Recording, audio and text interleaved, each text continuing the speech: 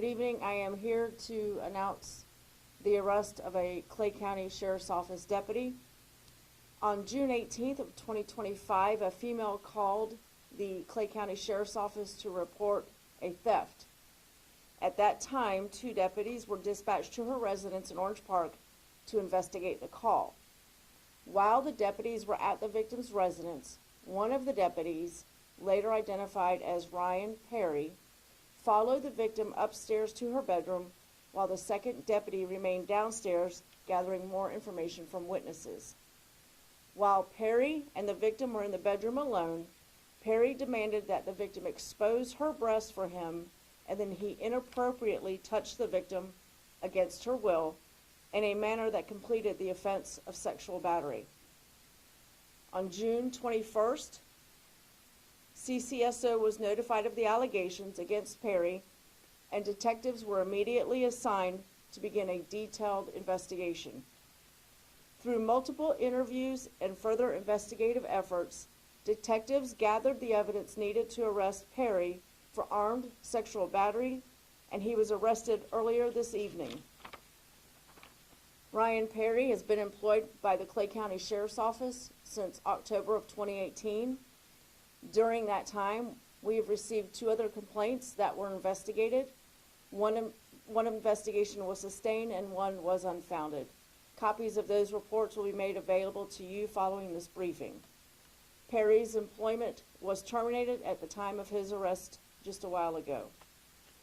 Let me say this, I'm interested in hearing from anyone who may have had a similar experience with Ryan Perry as this investigation continues. I want to speak directly to the citizens of Clay County who have ever been through the burdens of trauma or sexual assault. We hear you, we stand with you, and we will fight for you. I could not be more disappointed tonight with the news that I have to share with our community. It is devastating to us as an agency and to me personally, and I assure you that we will follow through on this and justice will be served. I'd also like to thank this victim for coming forward. I know this was extremely difficult for her, and she is very brave, and we appreciate her stepping up and letting us know about this. All right, with that being said, I'll take any questions. You said that there were 2 more things that you guys investigated previously. Were any of them similar in nature? To these allegations? You said one, I guess, one is still under investigation? No, sir. Former Deputy Perry had 2 previous internal investigations. One is somewhat similar, but not exactly, and we'll make sure you get copies of those reports, but that was unfounded at the time. And but there's another one also?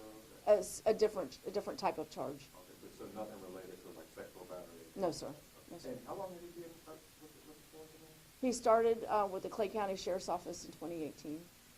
How will speak to his work ethic and history of professionalism? Did this take your sheriff's office by surprise, knowing him? Anytime a deputy does wrong, it's devastating. It's sad, it's devastating. You know, we work so hard to build community trust.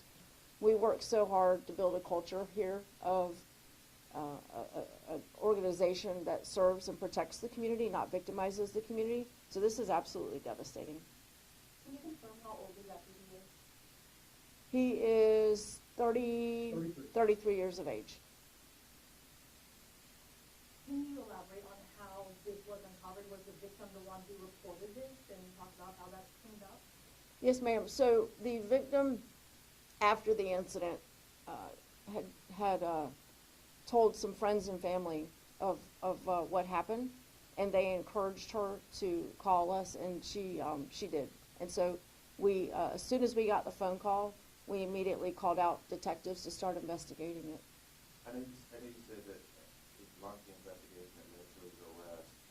Obviously, you spoke with the victim, and I'm sure right now you can't exactly disclose what he told you guys because it's still under investigation, but were there other elements or evidence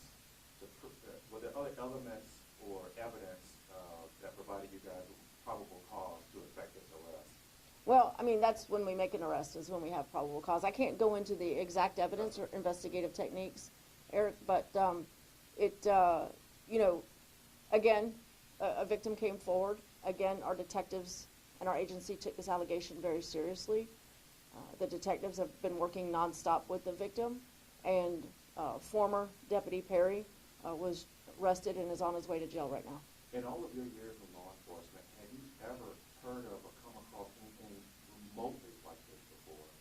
You know, the answer is yeah, unfortunately. We hire, you know, whether it's the Clay County Sheriff's Office or any of the other agencies that I've worked with previously, we hire from the human race. And humans have faults. And I'm not excusing it. A bad cop is a bad cop and they need to be held accountable. But unfortunately, you know, on occasion, now the great thing is this is very rare. This is extremely rare. Most of the deputies that are out there, the vast majority of law enforcement do great work every single day with no issues.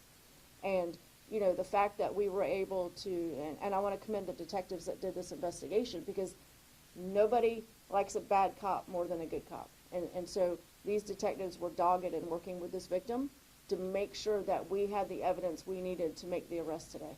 As the sheriff of Clay County, when you got wind of this, and obviously maybe heard details or things of that nature, as the sheriff who is over this entire department, what was your initial reaction just hearing this? Because like you said, it's just rare. I'm pissed, devastated, let down. You know, we're here to protect and serve our community, not victimize them. And the fact that somebody who wears a badge victimized somebody in this community is devastating. It makes me mad. And that's why, you know, there is an immediate investigation, and when the probable cause threshold is met, we make the arrest.